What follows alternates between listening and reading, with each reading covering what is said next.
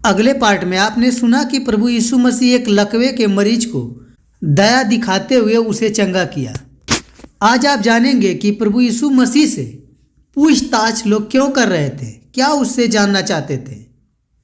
यहूदी रीति के अनुसार यूहन्ना बपतिस्मा देने वाले के चेले और फरीसी उपवास कर रहे थे। यह यहूदी कानून के हिस्सा के अनुसार नहीं थी। जब यहूदी लोग बाबुल के निर्वासन से लौटे तब से यह परंपरा चल रही थी।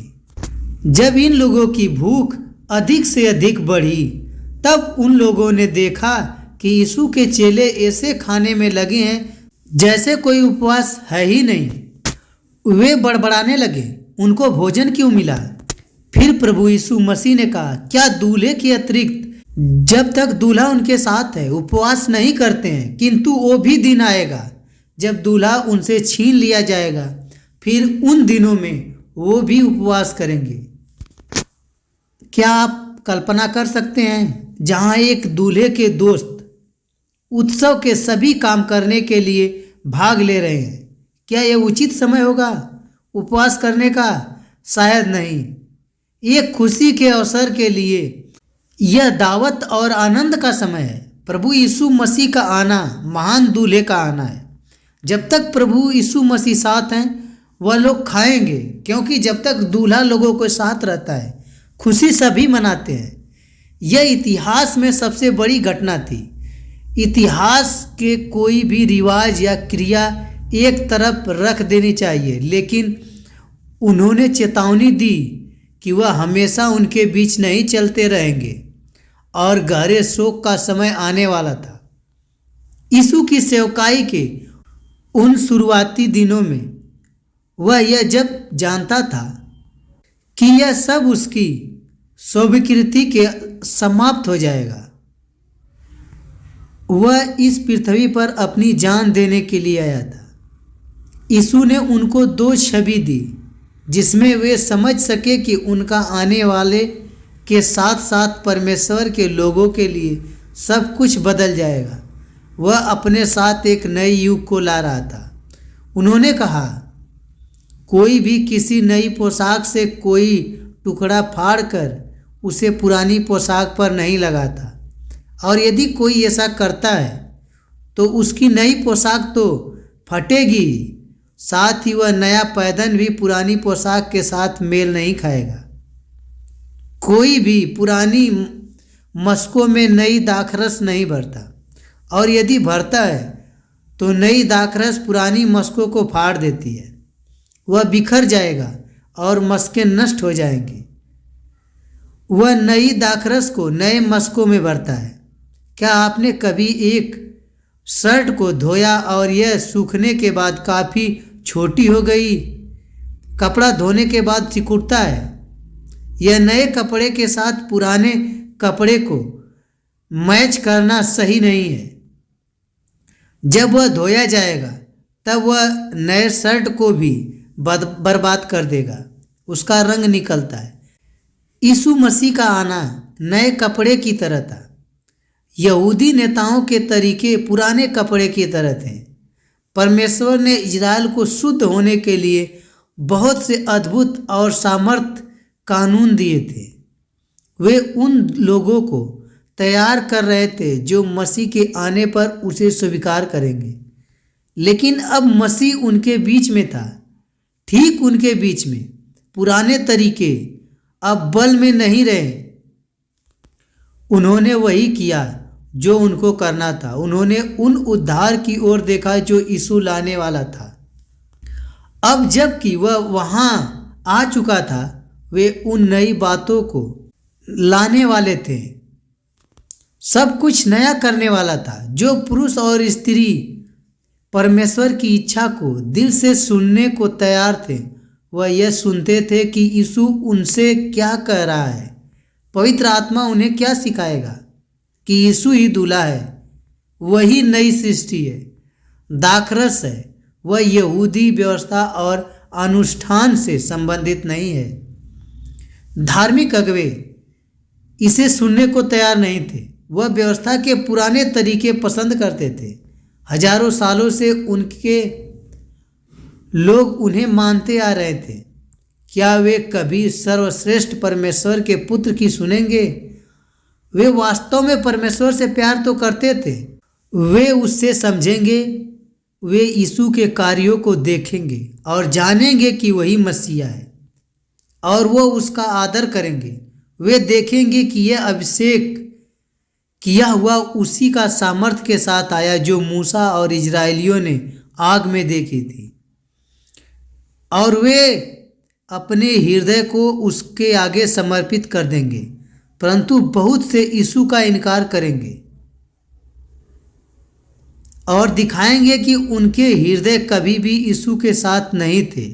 वह यह दिखाएंगे कि अब तक जो शक्ति और संचालन और पद जिससे वे प्रेम करते थे वह उन्हें धर्म के द्वारा मिला है, और वे उसे पकड़े रहेंगे। किसी मासूम की जान ही क्यों ना चली जाए, वह उसे नहीं छोड़ सकते। कुंड के पास एक व्यक्ति जो वर्षों से बैठा था। यहूदियों का एक और पर्व आया था, और इसलिए यीशु अपने पिता की आराधना करने के लिए यरूशलेम को गया। यरूशलेम सैकड़ों वर्ष पहले बनाया गया था, और वह ऊंची दीवारों से घिरा हुआ था और कुछ सालों से बना हुआ था। इन दीवारों के ऊंचे फाटक थे ताकि लोग उस पवित्र नगर में आ सकें। उनमें से एक का नाम था भेड़ फाटक। उस फाटक के पास एक कुंड था जिसका नाम था बतसैदा। इनके किनारे 5 बरामदे थे। बहुत से लोग अपने परिवार के सदस्यों को और दोस्तों को लाते थे जो बीमार सा, लंगड़े या अंधे थे, और उन्हें कुंड के बरामदे पर जब तक बैठते थे जब तक कुछ हलचल ना हो। जो कुंड था उसमें जो पानी रहता था उसमें हलचल होती थी। ऐसा लगता था कि समय समय पर कुंड का पानी कोई हिला रहा है। वे यह मानते थे कि एक स्वर्गदूत उसे हिलाता है, और जो कोई भी उस पानी में उतरेगा जब वह हिलाए जाए तो वह अपने सब रोगों को और सब बीमारियों से चंगा हो जाएगा।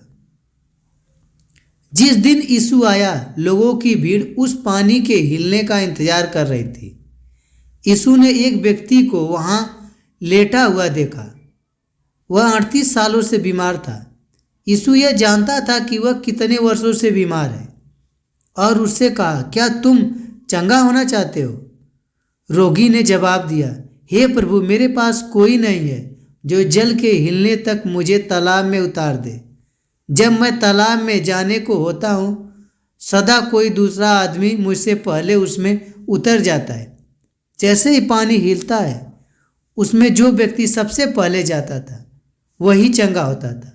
उस व्यक्ति को कितना अकेला महसूस हुआ होगा जब उसे किसी भी और किसी की मदद की ज़रूरत पड़ी होगी, लेकिन उस मदद के लिए प्रभु यीशु मसीह आया। उसने कहा, खड़ा हो, अपना बिस्तर उठा और चल पड़।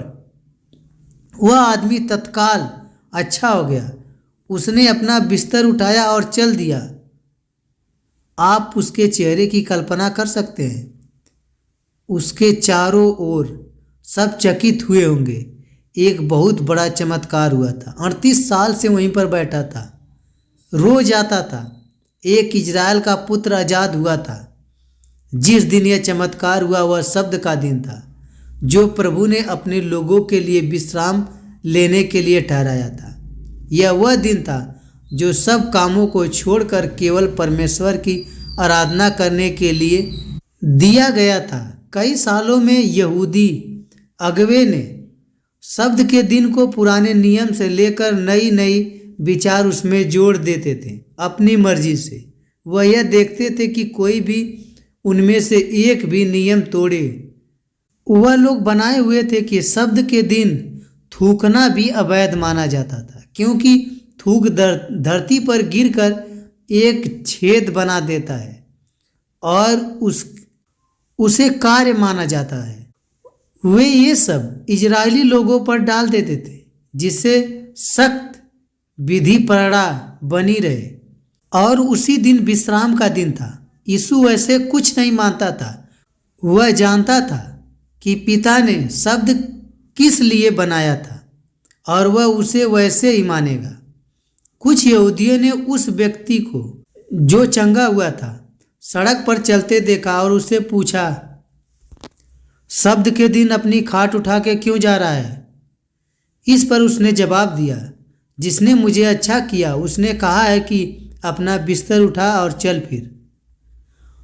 उन यहूदियों ने उससे पूछा, किसने ऐसा करने को कहा? लेकिन वह नहीं जानता था कि यीशु वहाँ से चला गया।